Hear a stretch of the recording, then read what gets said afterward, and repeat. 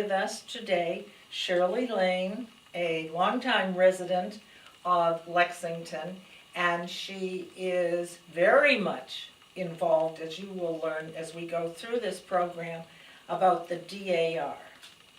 So, without further ado, Shirley, I would like to ask you to define the DAR and perhaps when it started, its origins, and so forth, so we know where we're at.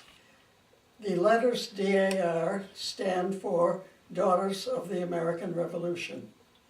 And this was an organization that was started in 1890 by a group of 4 women who were sad that the Revolutionary War was being forgotten and the historic artifacts of that war were not being preserved.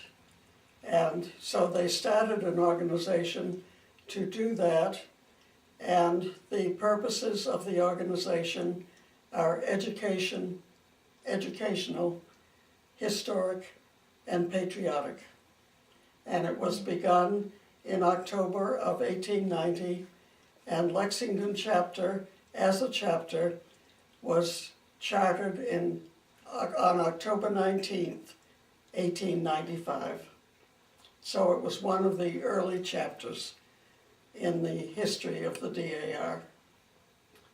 All right, now can you tell us what are the goals or the purposes of this organization? I know you mentioned to preserve and everything else, but what else do you do?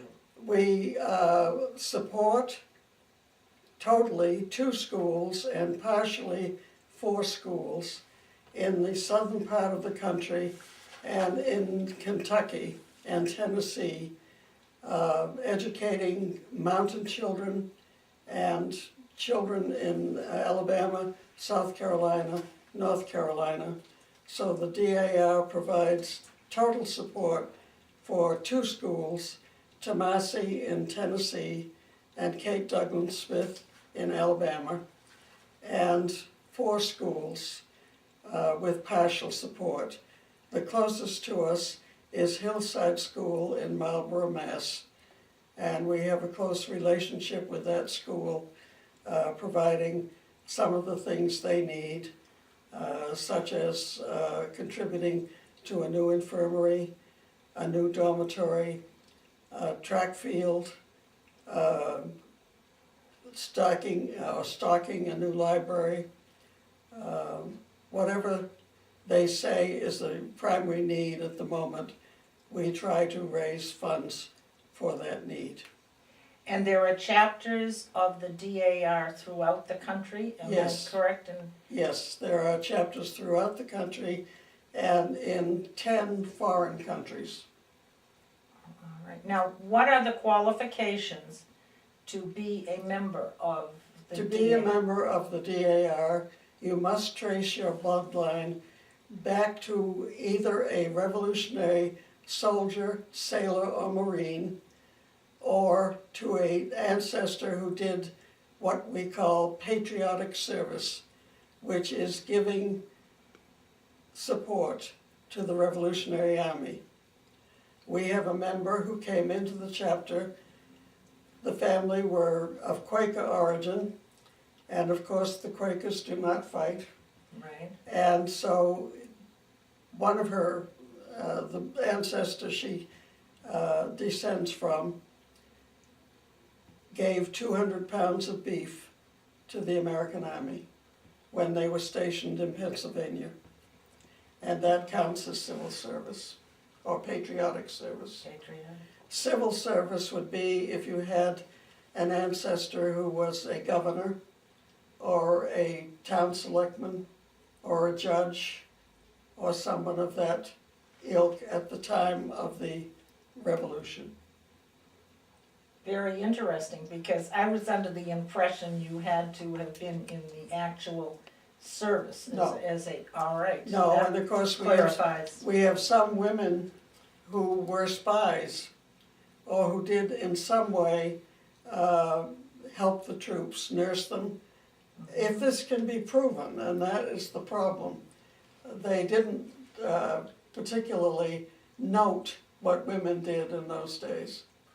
I see. But if you can prove it through town histories, through town records of some sort, that your ancestor did such and such, then a woman can be claimed as a patriotic ancestor as well as a man. And we have a woman from the Hadley area of Massachusetts,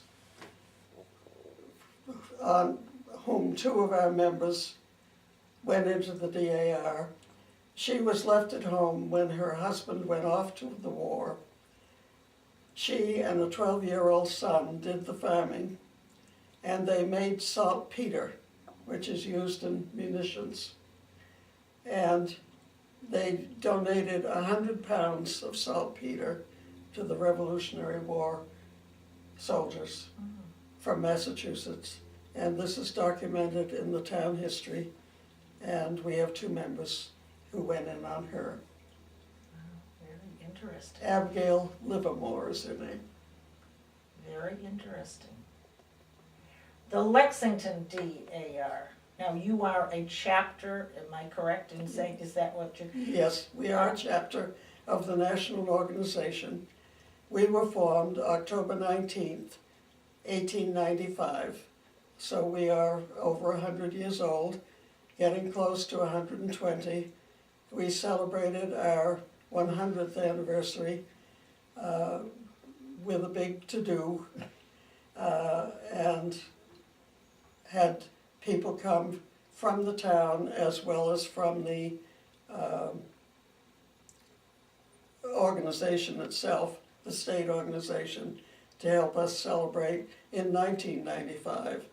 And at that time, we met in the First Parish Church, Parish Hall, because that was where the first meeting of Lexington Chapter, Daughters of the American Revolution, was held.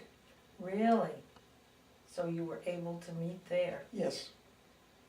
How many well, first of all, approximately, how many chapters are there throughout the United States? Would you take a wild guess? It would be very wild, No, I'm but sorry. just some idea of it. I can tell you that Massachusetts has 40 chapters. Really?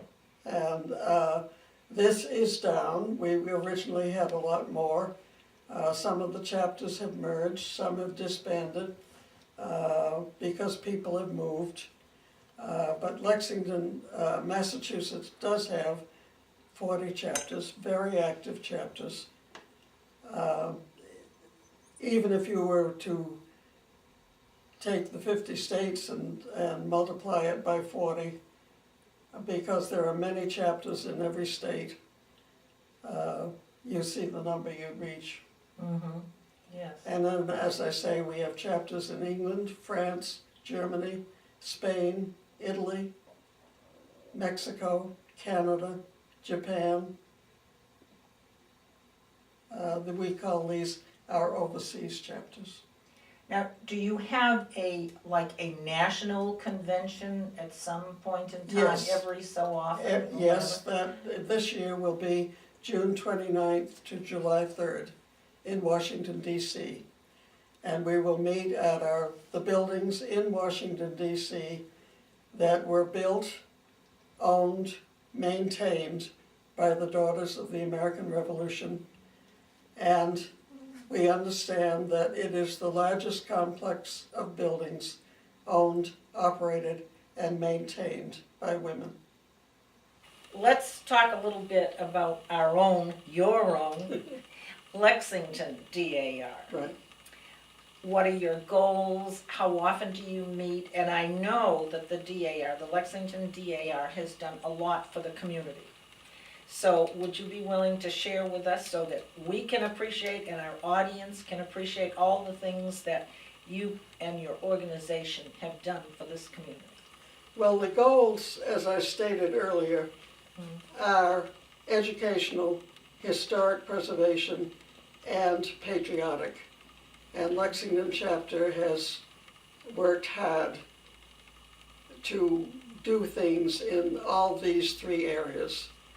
We run an essay contest in the schools, 5th grade through 8th grade, every year. And the children write on a specific topic chosen by the national organization. Their essays are judged. We have a state winner, we have a division winner, and we have, if they were good enough, they go to national, and we might possibly have a national winner. We also honor what we call good citizens.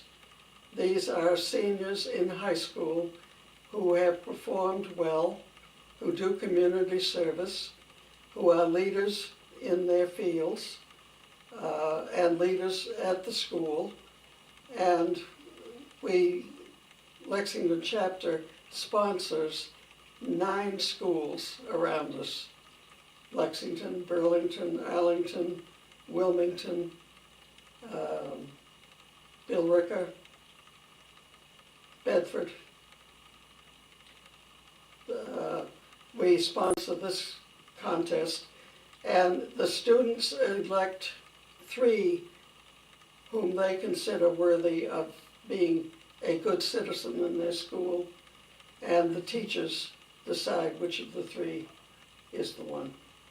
And then those students are recognized? Those students are recognized every March at our awards night, which will be this year, March 23rd. And we are going to recognize them at a meeting at Hancock Congregational Church at 7:30, and you're all welcome to come. Very nice. Now, these students have written essays, is Yes. that what you said? All right, very nice. So They have will written- they read their essay, their winning essay at this?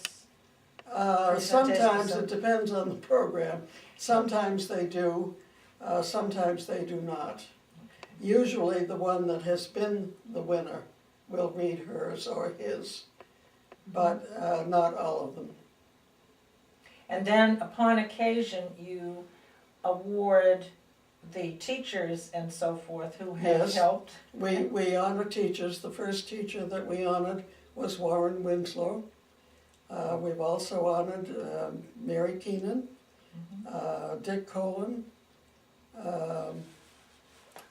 There was a gentleman whose name I cannot pronounce, Thristison, Sam Cafferson Sam Cafferson. Thank you. and Mary Gillespie. And Mary, you were honored as an excellent in community service award, Oh, though, I see. not as your teaching part. Oh, all right, thank you. So this is what you do for education, which is really. Support the schools. Support the schools. We And- collect Campbell's soup labels for Hillside School. I'm one of what they call the Chatty Clippers, a group of women who go out to the school once a month, package up the labels and send them off to Campbell's. And it's just like a bank account. Campbell's send the schools a catalog, and the teachers are able to pick out what they want in sports equipment, computer, wear, library things, anything the school needs, according to the number of coupons we've sent them. You're very generous about, you don't know how many coupons approximately that Well, I you brought might- some home to clip the other day, and I did 5,000 in about 3 hours. But normally at a session, we do anywhere from 10 to 15,000. And That these is- labels are sent to us by chapters all over the country. That is wonderful, that is. I'm glad we're having this program where people can become aware of what you and your organization do. Well, DAR is really a service organization, and we try to keep that foremost in our minds. All right, so, We do genealogy, we do trace our ancestors, and a lot of people think that's all we do, but no, we are a service organization, and we do try to contribute to the towns in which we live, the state in which we live, and the country in which we live. God, home, and country is another one of our mottos. Wonderful. All right, you've talked about education. Now, you also have many community services that you provide. Could you enlighten us as to some of the community services or projects that... We have a traffic island at the corner of Reed and Bedford Streets, which we maintain, plant with flowers, and keep it looking nice throughout the growing season. We were also privileged to be asked by someone who had a historic horse trough in his backyard, Mr. William Delaney, if we would be willing to put the trough on this island, which had been its second resting place here in town. The first was at the apex of Lexington Green, and it needed to be moved when they wanted to put the statue up. And so it was moved to this plot of land at the corner of Reed and Bedford Streets. We took the matter to the Board of Selectmen. They gave us permission to have it moved there, and also to have the DPW workers do it. And so in July of 2001, the Moses Joy horse trough was moved to the corner of Reed and Bedford Streets, and we keep it planted with flowers during the summer months. Very interesting. Do you know the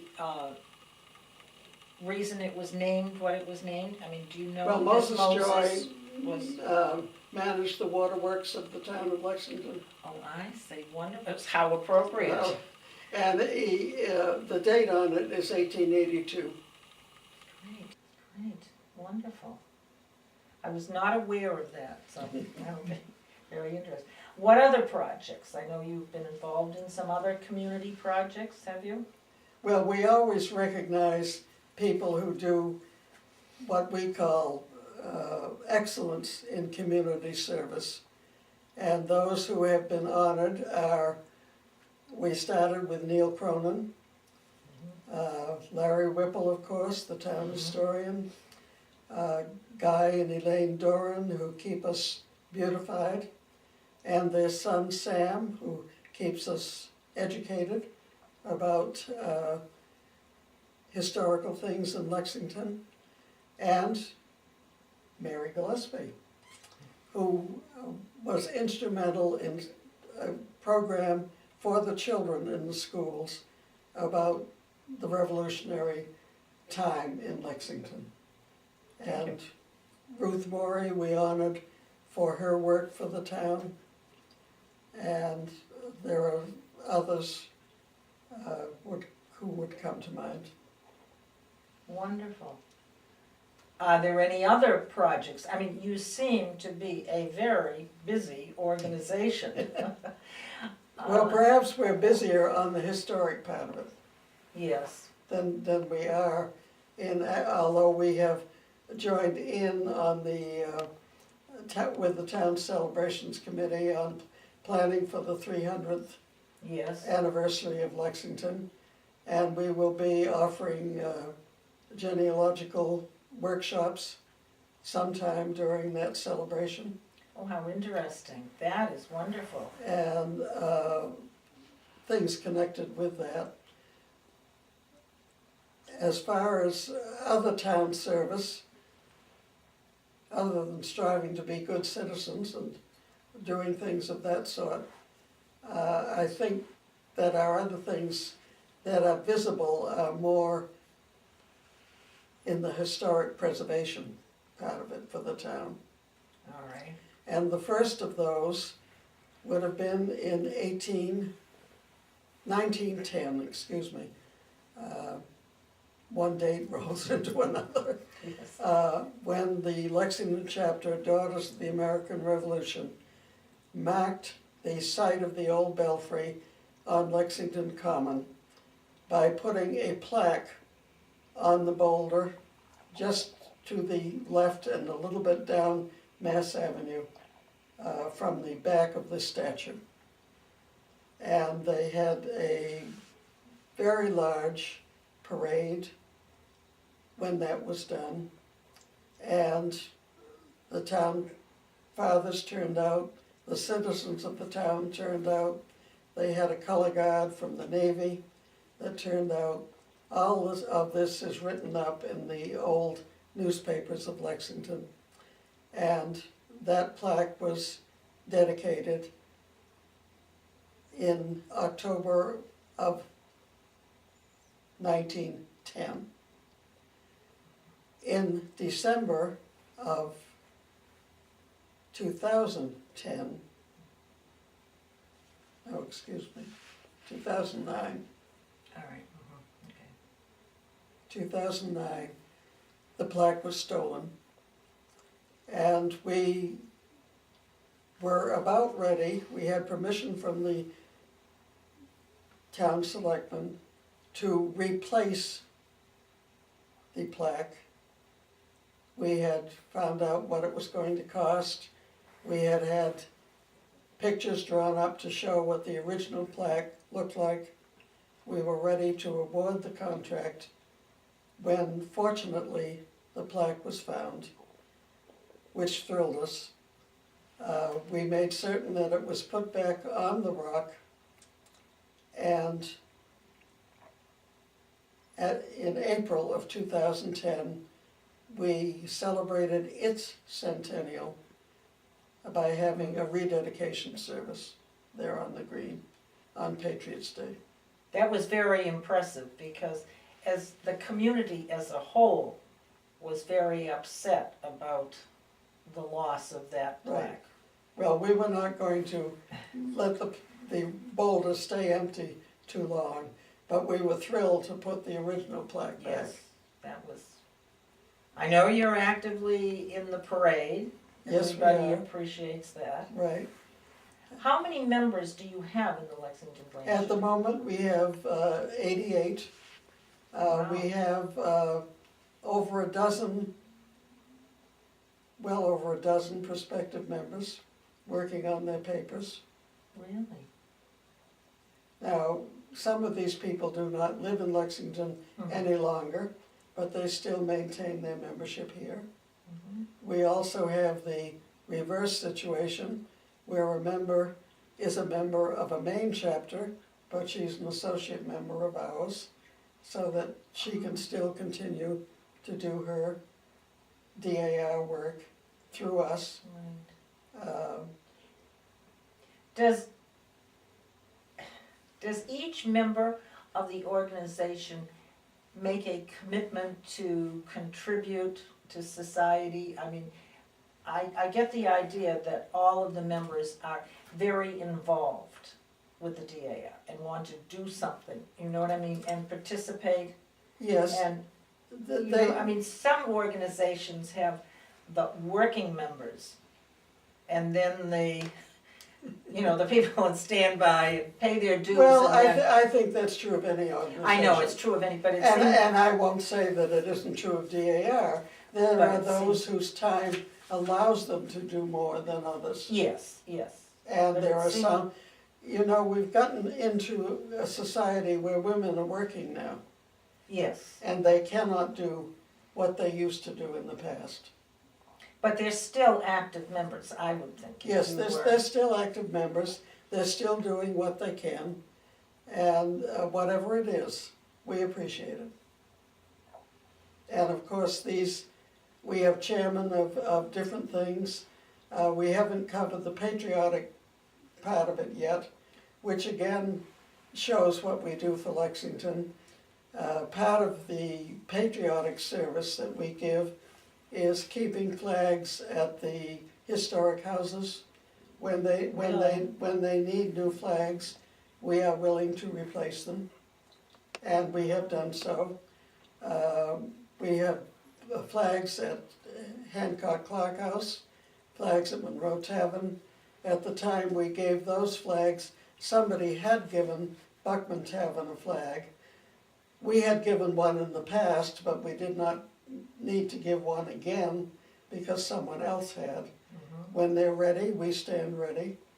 To these good citizens, we pass out flags that have flown over the Capitol in Washington, D.C. We provide flag codes to anybody who wants them. At Constitution Week, which is always September, we set up displays in Cary Library and or Wales Copy Shop. And we have constitutions, copies of constitutions available for people who want them. We've supplied the Boy Scouts with copies, and some people just come by and pick up a copy for their own use. You certainly provide a lot for the community. You We really try do. to. In your quiet way. We try to. Well, we hope that this is helping to have the community of Lexington recognize all that you do, and it's just wonderful. We are not in it for our own glory. We are service to God, home and country. We are interested in whatever we can do to do historic preservation. Fortunately for Lexington, the Historical Society has done a lot of that. And so it is not necessary for us to do things, for instance, for Hancock Clark House or for Monroe Tavern. We stand ready if they need something, but they seem to be pretty well covered. And of course, Buckman Tavern has its own special niche with us. Okay. And we have had members who serve in the gift shop. We've had members who were guides at the houses. I don't know that we have anybody immediately doing that right now,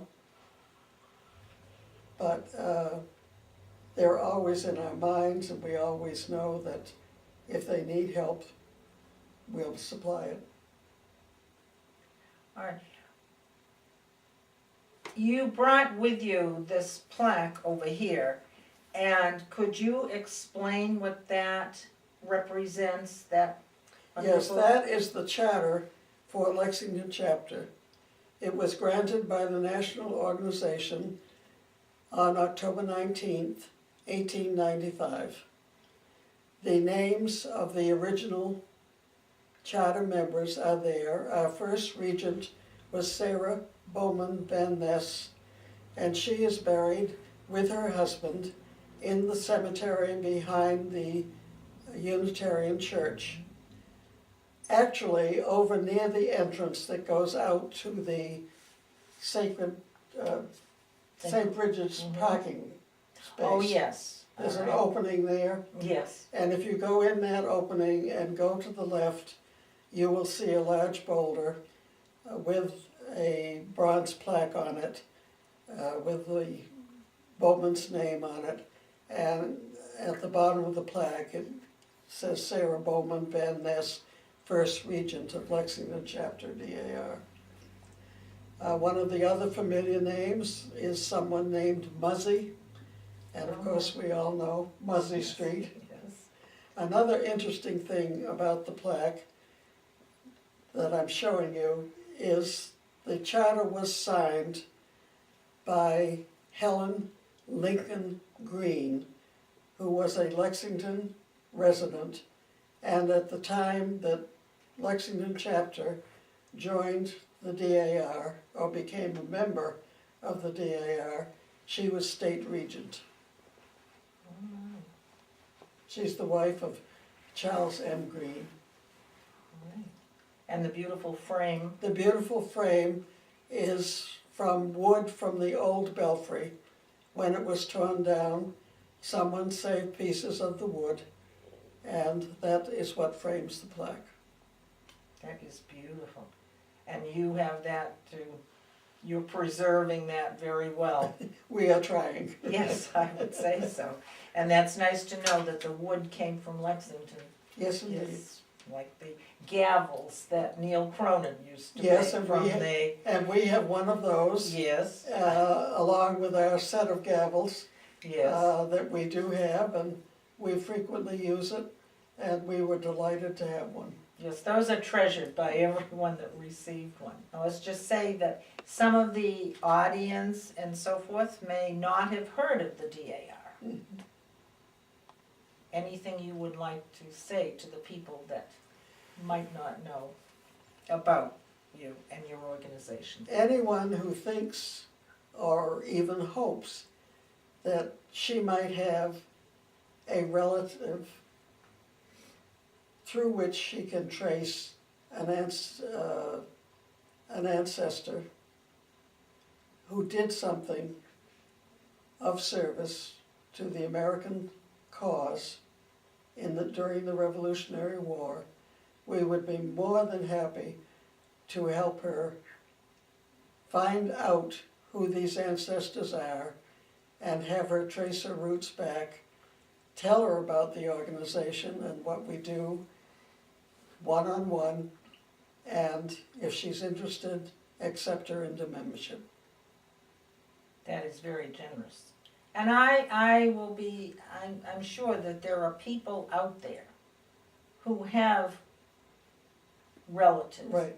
Who helped out. It doesn't necessarily have to be someone who fought. No.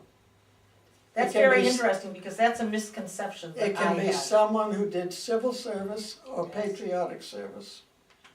And we have close to us a marvelous resource, the National Archives over on Trapello Road in Waltham. That's one of the sources we use. Our own Lexington Library has vital records from many of the surrounding towns of Massachusetts, which we frequently use. We have to prove, if we're going to put a date down that someone was born at such and such a time, we have to be able to prove it. But more recent dates can be proven at town halls with copies of birth certificates, death certificates, and marriage certificates. And those are the three types of sources we need for each generation, going back to that ancestor who did something for the American cause. Very nice, very nice. Now, I would like to ask you, you have this beautiful display here of a few awards, I would say. And if you would be willing to explain what some of them are. I mean, I think this is very interesting. They're not really awards. They're not awards, all right, I'm sorry. The insignia of the DAR represents a flax wheel, and it has 13 stars around it, representing the 13 colonies. And this is the distaff here with the flax on it, Yes, and then it has the name Daughters of the American Revolution on it. These are what we call ancestor bars. I had 12 ancestors who fought in the Revolution. This is the centennial pin for Lexington chapter. Lexington chapter is now close to 120 years old. This is simply a name bar that says Lexington chapter, that shows the chapter I'm from. If I go to a state meeting and somebody doesn't know it, they can look and see where I'm from. This has the lantern on it to represent the lanterns hung in the Old North Church. And that is the pin that represents the centennial of Massachusetts, the state daughters, because they too are over 100 years old. And this is the state pin for Massachusetts. This pin shows the memorial building in Washington DC, which was Memorial Continental Hall, and it too is over 100 years old. So we are recognizing that. I've been in Lexington chapter more than 25 years. I was a past regent, I am a past regent. For 6 years I was regent of the chapter. And this pin represents my new job as state chaplain for the Massachusetts Daughters. That is quite impressive, let me tell you. Now, I did have in these 12 two ancestors who were Minutemen. Oh. One is Moses Harrington, and the other is Ebenezer White. Really? And my fifth great-grandfather, great, is Colonel James Barrett from Concord, Mass., who headed up the militia and gave the order to fire at the Old North Bridge. And his home is currently being restored. Yes, it's just become, am I correct, it's just become part of the national park? It will eventually, become. the land on which it sits has been absorbed into the national park. Right. When the home is fully restored, it will be given to the national park. And they will probably be running shuttle buses from the visitor center out to Barrett's Mill Road. It's not within walking distance. No, it's not. Shirley, you have brought to this program materials that are available and so forth, and for people to view that would be very interesting if one wants to know more about the DAR. The first is, all right, you go ahead and explain this. This is a magazine that the National Society publishes called American Spirit. It comes out bi-monthly, and copies of this are given by Lexington chapter to Lexington Library, and you can find these issues in the reading room where the newspapers and magazines are. And it contains historical articles on old houses and homes, book reports, fascinating material about early doctors, early battle roads, Washington's library. It's an excellent magazine, and we highly recommend it. Many of our young people use it for research when they're doing papers in history classes. Very interesting, and people should be aware of that, for projects even, Right. for any family that would be interested in it. And then you have here a book, The History. This is called The Century of Service, and it is the history of the DAR from the time it was formed until it was 100 years old. All of the war work that they have done, we do an awful lot for our veterans. Even Lexington chapter does, with great support at Christmas time, especially for the veterans up at the Bedford Hospital, with Christmas gifts and donations of money that they can buy things at their canteen. Whatever we hear is a need. If they need Afghans, we make Afghans. If they need clothing, we provide clothing. We take several 100 pounds of material up there throughout the year as it's needed and as we gather it together. The veterans have always been a project of the DAR. In fact, one of the interesting things is in the Spanish-American War, there was no such thing as a nurse corps. And the Surgeon General at that time was familiar with Dr. McGee, who was a DAR member in DC. And he asked her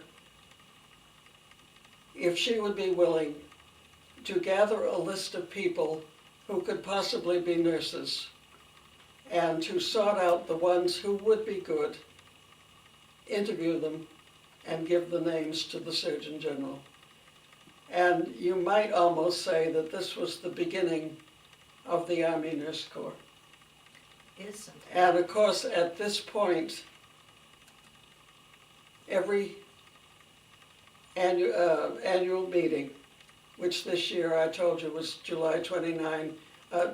29 to July 3rd, they recognize an outstanding nurse from the Army in Washington at their annual meetings. Wonderful. They also, during World War I, did a lot of work in France after the war. In one whole town, they restored the waterworks that had been destroyed. In World War II, they provided ambulances and all other kinds of help.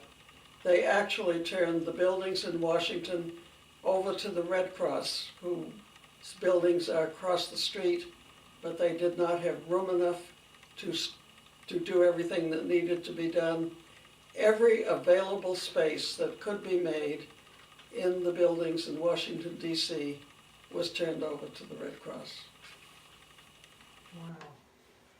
All these things we're learning. This is a wonderful learning experience. And then you have this booklet that you have, and I would like people to see that because someone might be interested in going through this. This is one of the many scrapbooks that we have, starting from the very beginning, before there were pictures, and it's only newspaper clippings, pasted into a book, which is not the best way to preserve things, up to the present time. And what it shows, one of the things it shows in here is the restoring of the Moses Joy horse trough back to its second location at the corner of Reed and Bedford Streets. And it shows the DPW workers doing this. Mm.